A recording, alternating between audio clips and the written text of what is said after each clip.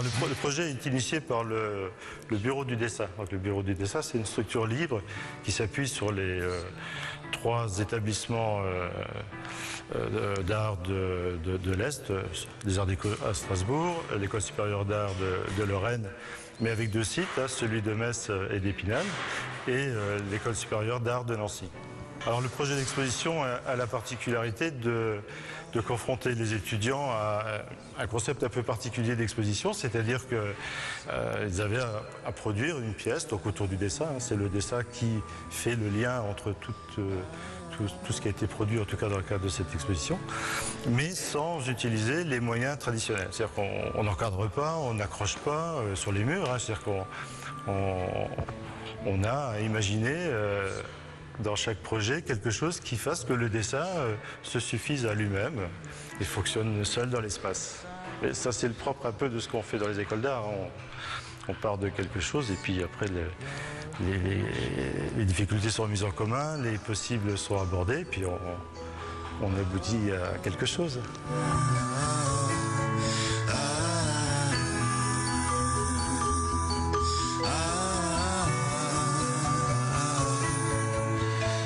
Au départ, moi, l'idée Tous debout, ça m'a vraiment fait penser à l'ordre qu'on donnait aux enfants.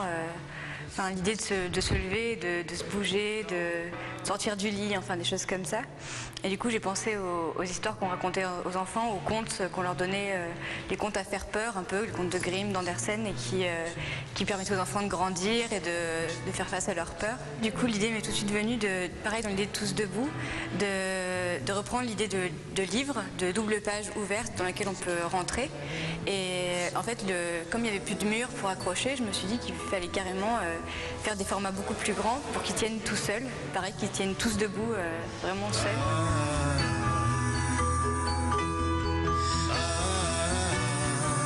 C'est vrai que moi je me dirige pas trop vers l'illustration et c'est vrai que cette manière d'expérimenter le dessin permet d'envisager l'espace, d'envisager aussi quelque chose de peut-être plus conceptuel et c'est toujours intéressant d'envisager différents aspects de la création.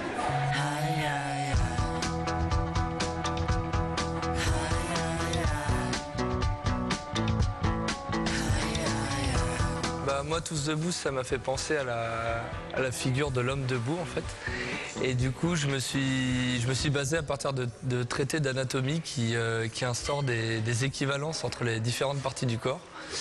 Et donc, je me suis amusé à les reporter donc, en taille réelle sur le format là, que vous voyez. C'est l'occasion de se confronter aussi à ce que disaient les autres et puis aussi à des contraintes telles que comment être à 40 dans une pièce sans se marcher dessus. Et c'est assez intéressant aussi, quoi.